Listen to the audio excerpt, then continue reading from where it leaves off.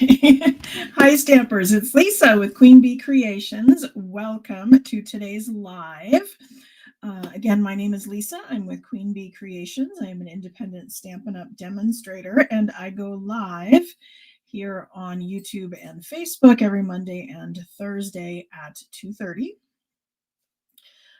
Thank you to those of you who are liking and sharing the video. That is how you get entered into the drawing to be one of the winners of today's card.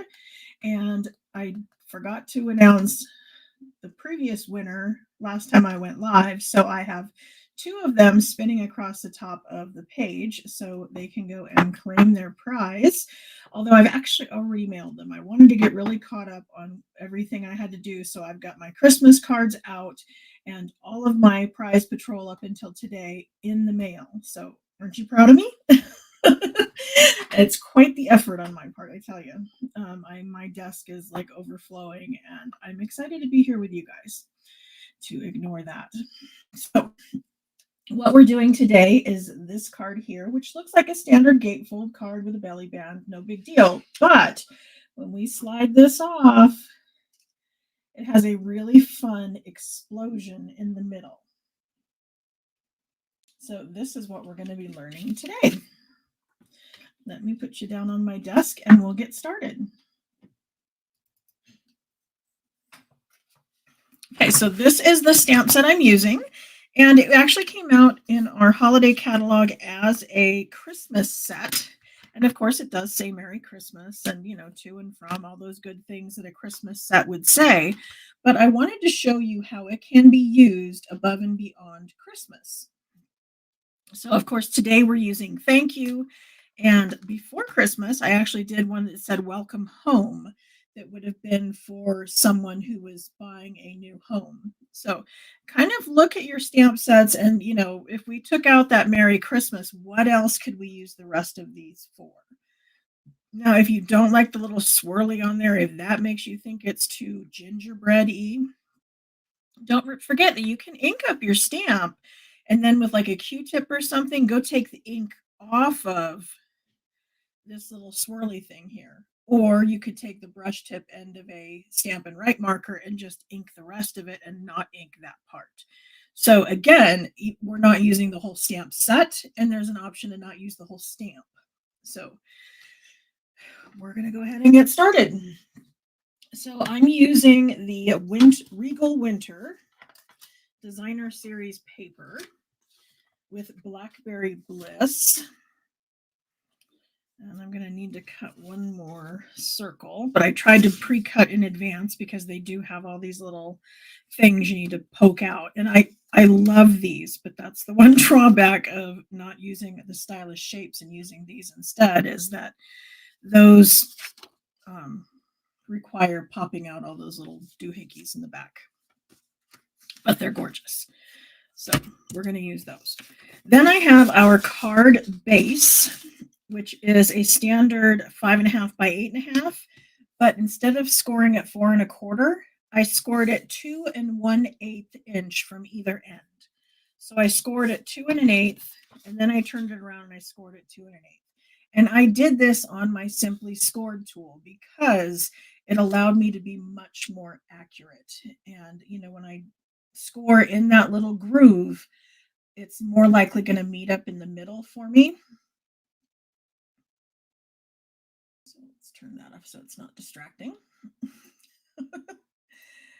Okay, so then what I want to do is I want to, we'll take the mountain and turn it into a valley.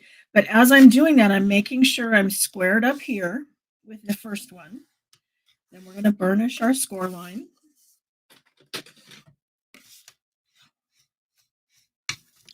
And then I'm going to take this second one. And yes, we should be able to just fold it on the score line and it'll meet in the middle, especially since I did this on my Simply Scored. It's most likely going to just meet up in the middle.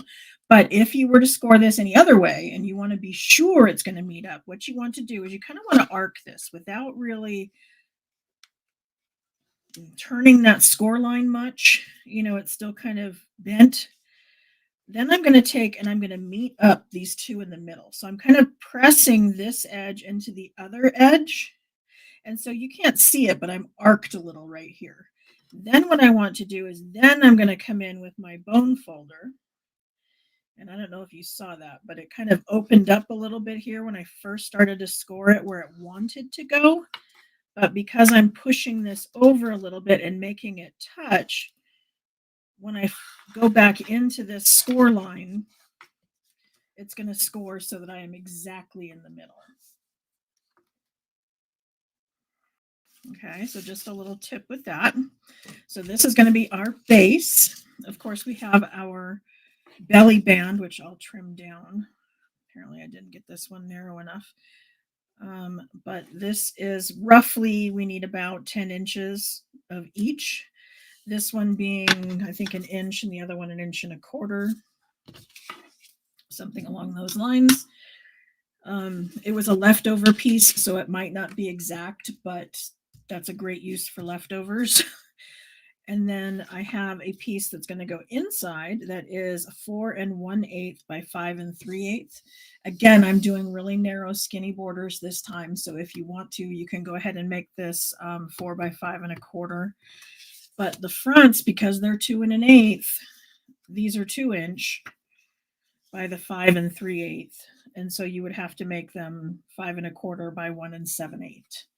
So one way or the other, you kind of end up with 1/8, and I'm sorry about that. Okay, so there are these two for the inside. So again, these are 2 inch by 5 3/8, 5 3/8 by 4 1/8, and then another one over here. These for the front are the same. These are 2 inches by 5 3/8. Then this piece in the middle, this is going to be our little expander. And so this is 4 inches by 8 inches. And it's going to get scored at 2, 4, and 6.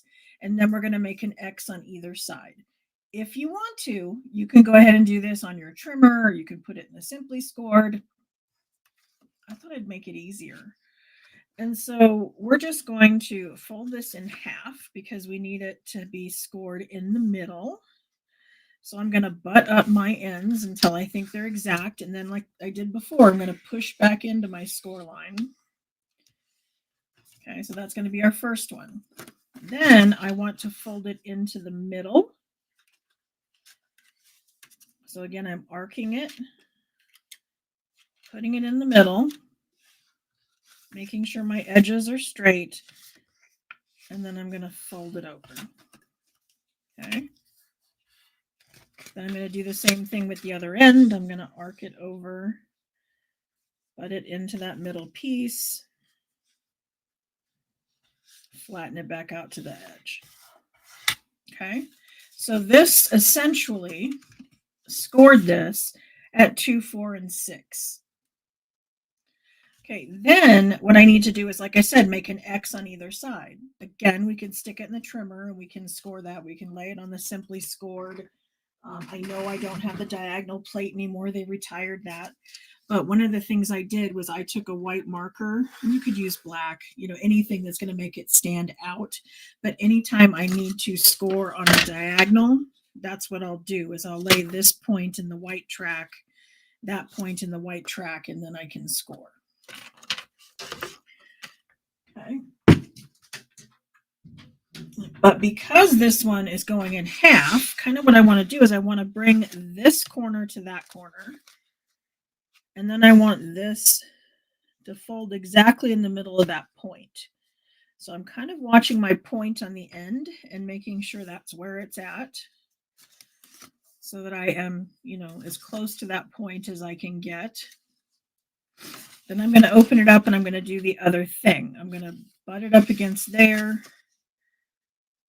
I'm kind of watching to make sure that I'm going into that point. Yes, that point is clean. Then we're going to come back and we're going to push into this. Okay, so now I have that X. I've gone this way and I've gone this way. And then we have that one in the middle. So it's going to do that. Okay, so our X is a valley. And the this one here. This is a mountain eventually. Okay, so then I'm going to do the same thing on the other side. I'm going to butt up that corner, making sure that my point is the way I want it. Being real careful with that point and making sure that's where I want it. Then I'm going to make this fully aligned, and then I'm going to press down. Okay, we're going to do the other thing. I'm going to start by putting it up into that corner, but I'm double checking my point, putting it over there and doing that. Okay, so as I bring these two together, kind of like cootie catchers, then it's going to fold down like this.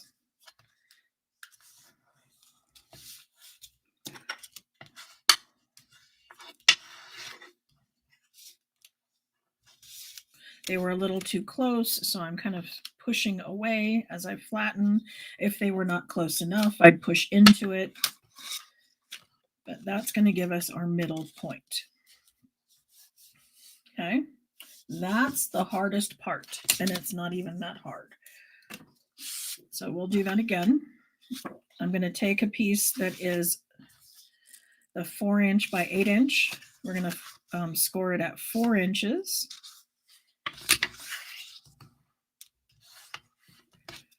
I'm going to score it at 2 inches.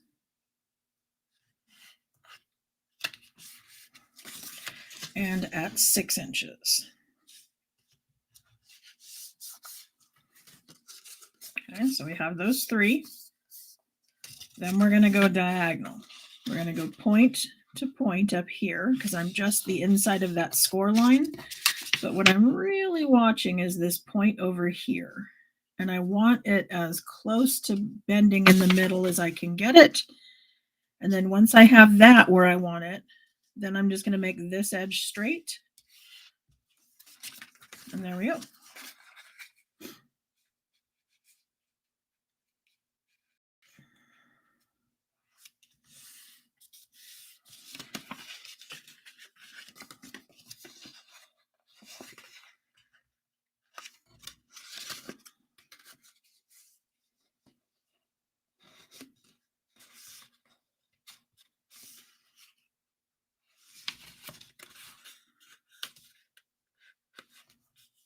I'm bringing it over here first to kind of give me a guesstimate for where this is going to end up, but then I'm really focusing on that point when I do my actual fold because I don't want it to have an overhang either direction.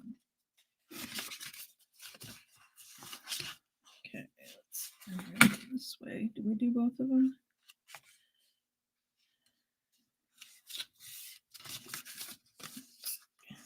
Yep. Okay, so I have now the mountain out of that 2" line. Gonna go there. Then I have the mountain out of the 6" line.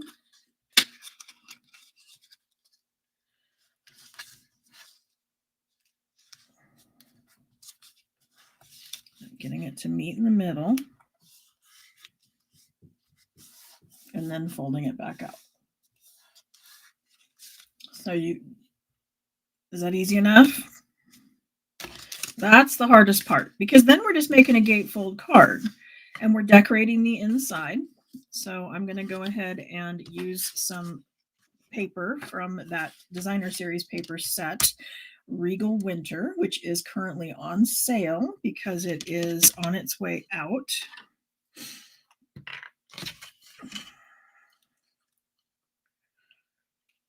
And then I'm using a skinny border, so I'm using liquid glue so I can wiggle it a bit.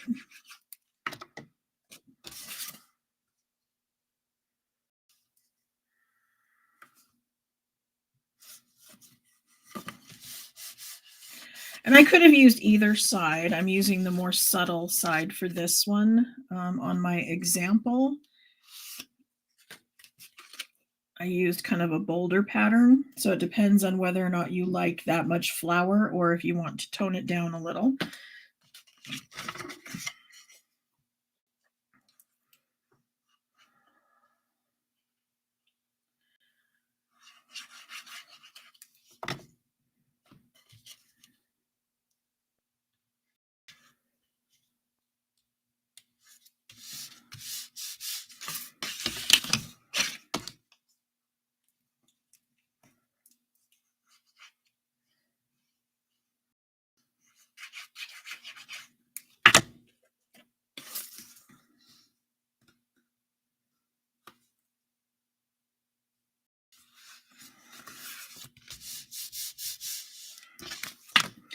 Okay, now this thing, what I want to do is I want it to be on point in the middle so that our gatefold on this kind of little squash box, cootie catcher, whatever it um, is going to meet up at the same point these meet up. So you'll see as I do that, it's kind of a little cattywampus. So what I want to do is I want to do, again, liquid glue. So I have my wiggle time. And I'm going to kind of estimate where it is in the middle. Then I'm going to bring down my card front and I'm watching to make sure that it's lining up with that edge. I don't know if you can see that, but I've got it right exactly on that edge. Okay, then that should put me where I want with the other one. So when I go ahead and put some liquid glue here and close it, once again, it's going to line up with that edge pretty perfectly.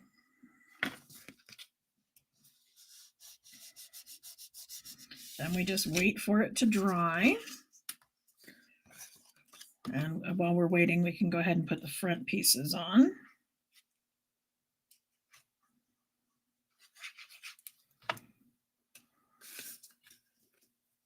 Remember, you don't need much of the glue.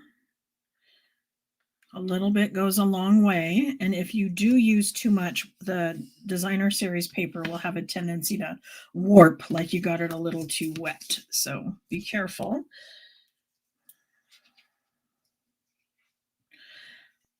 We talked before when if your hands are arthritic or you have a hard time getting just a little bit of glue, that's where this glue press comes in very handy because it just lets out a little bit at a time. And because it's a pull trigger, it's easier on the hands. And so I do have a link to that on my website. I have an area on my website called Other Products I Recommend or Craft Room Favorites. I'll call it some different things, but you can find that at Card Making Tools. So queenbeecreations.net/card making tools. And that will show you what the link to the glue press, the mini Misty, the magnets, a bunch of the things I use that are not Stampin' Up related.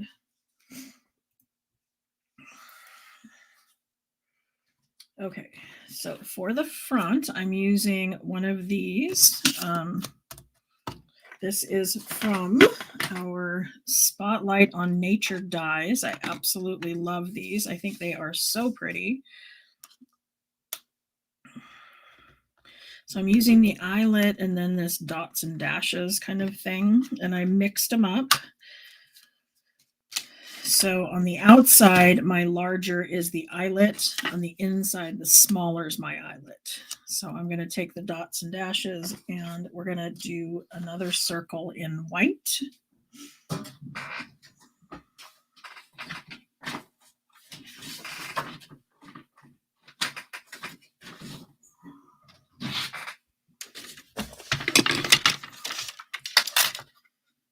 I'm going to do this out of a strip. So I kind of lay my die in there and figure, okay, it needs to be about 3 inches. Could be a little less.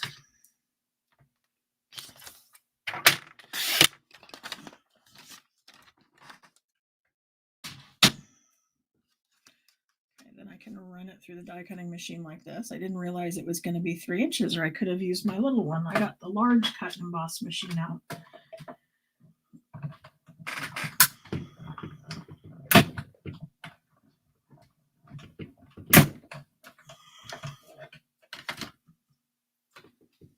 Okay, so here it is. And I kind of look at the back and I make sure before I pull it out of the die that it did indeed cut all the way through. Looks like it did a pretty good job. If it didn't, I would feed it back through the machine once again and just make sure that it's good and cut all the way through, because that is a lot of different holes. We wouldn't want that to not be fully cut. Okay, then I'm going to bring in my die brush. And when you get the die brush, it's going to come with this little foam piece. And I stuck mine into one of the cases. One of them would probably fit into a standard case, but I happen to have one of the wood cases, so it fits both of them. But the idea is then I can take my die with the paper in it, and I can set it in here, and I can run the die brush over it and hopefully push those little things out of the holes. The one thing you want to be careful of is it does have a tendency to kind of grab one of the bristles from the brush in there, and you don't want to press too hard and have that do that and have a bristle get stuck in a hole, because if you pull it, then one of the bristles will come out, and then once one has come loose, the rest of them will follow suit. So just be very careful as you're going over it that it doesn't get stuck. If you once you've done most of it, oh look, it did it all. But if you had some left in here, you can also do it on the cardstock and push all those little pieces out of there. And then of course you can take the pointy end and just poke out those final pieces that didn't make it out. And you want to be sure and do that before you run the next one through there, because if there are any leftover cardstock pieces in one of these holes, it's going to be very likely that the next time you run it through the machine, that's going to be the hole that doesn't cut all the way through. Okay. So I usually hold it up to the light and make sure I can see light coming through all of the holes before I stick it back in my case.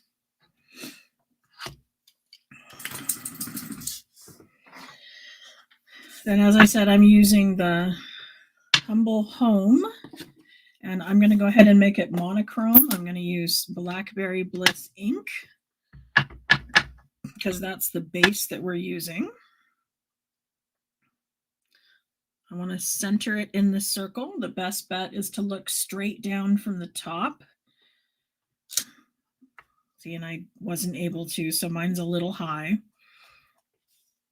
So I think what I might do is maybe put a little slight shadow underneath it with maybe a what do I want to say, smoky slate light Stampin' blend.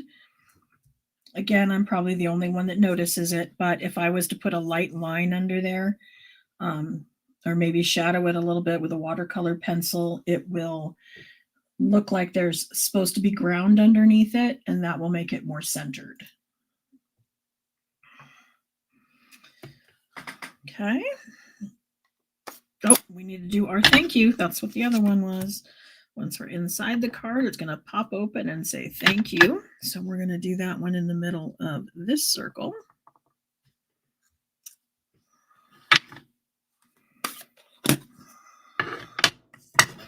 And as I said, I have the eyelet and then the dots and dashes, and then I have dots and dashes and then the eyelet. So they coordinate inside and outside.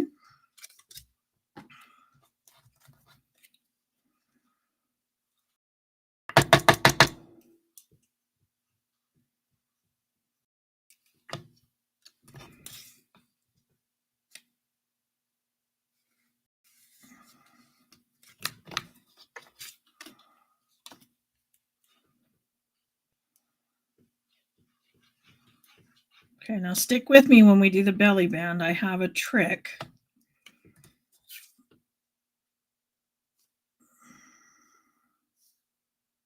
But I want to be able to show you when we do that.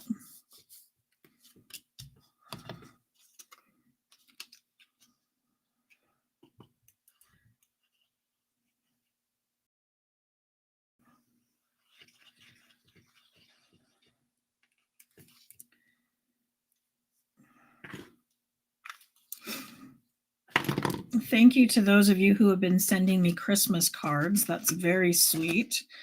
And somebody even was nice enough to send me postage, which was like one of the best gifts you can give a Stampin' Up! Demonstrator, because I can't tell you the hundreds and hundreds of dollars I spend on postage. So thank you to that person who sent me postage for Christmas.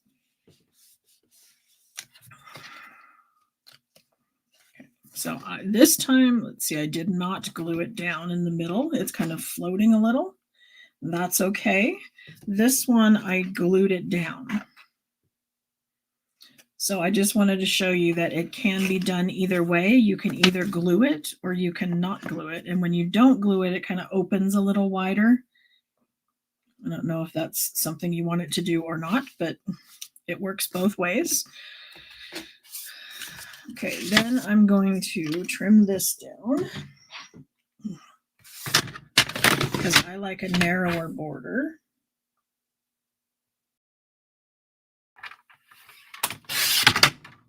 Also, you'll notice when I cut that, I tended to go from the top down. And I will especially do that when there's something that I want to, if it's a small piece of paper. Let's see, there's a little piece of paper. I find that if I took something like this and I wanted to cut it and I started up at the bottom, it might have a tendency to move it. And that one happened to go straight up, but sometimes they'll go up and they'll turn a little and I won't even get in the middle. But there is this lip at the bottom. So if I start at the top and come this way, this lip will stop it. So it kind of keeps it from moving. And I know we're supposed to use the blade both directions, but there's a lip at this end too. So if you wanted to then turn it this way and score this way or cut this way for a while, there is a lip on the other end. And actually this is the right side up. And somebody asked me one time, why do you use it upside down?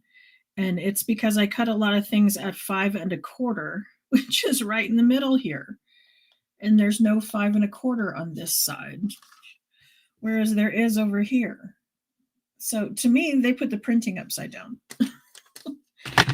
You also want to remember that when you have your trimmer out, occasionally you want to fold a piece of cardstock in half, run it down the little track, and wowza, look at all the little fuzz things I got out of there. If those are left in the track, they will have a tendency to make it look like your blade is dull and give you fuzzy edges that you don't necessarily need to have. Okay, my trick for the belly band is that when I start them out, I only glue one end. So I'm going to start out by just putting glue here. A lot of people will glue the entire belly band all the way down. And when I do that my designer series paper will crack when I go to bend it. But if I leave it loose, it has a little bit of extra room so that when I bend it and then bend it again, I'm not, there's a little extra give there so that it doesn't crack.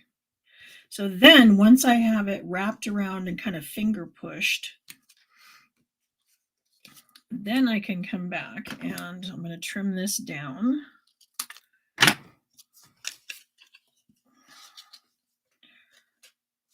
And then I can open this up and then I can add some liquid glue or seal, could go either way. But I'm going to put my glue on after it's done its bend. And then I'm having it meet in the front to cover it up so that when I put my circle on it, there's no seam in the back. The seam doesn't bother me, but I've done it that way. And a couple people go, but you should cover the seam. So I've been covering the seam more per your request.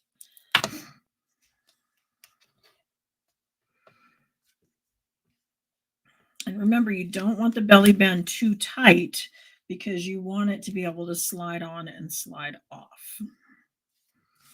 But then, like I said, this circle is big enough that we can center it right in the middle and it's going to cover up that seam.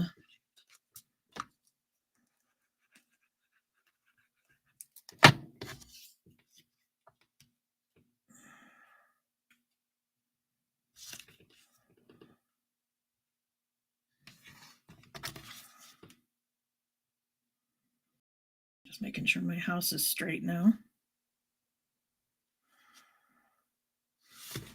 And that is our Gatefold Explosion card.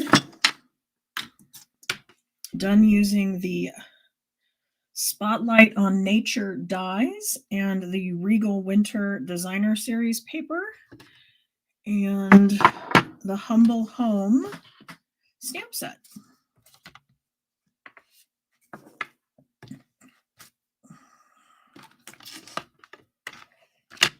If I tilt that a little, it shouldn't glare as much.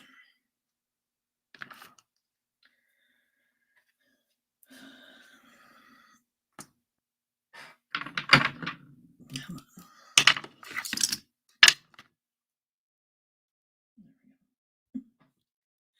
Okay, so remember to look at your stamps and think, how can this be used non-Christmas other times of the year?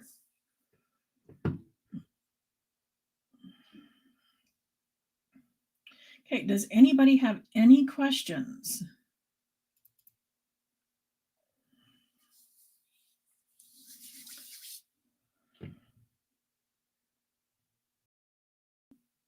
Let's see.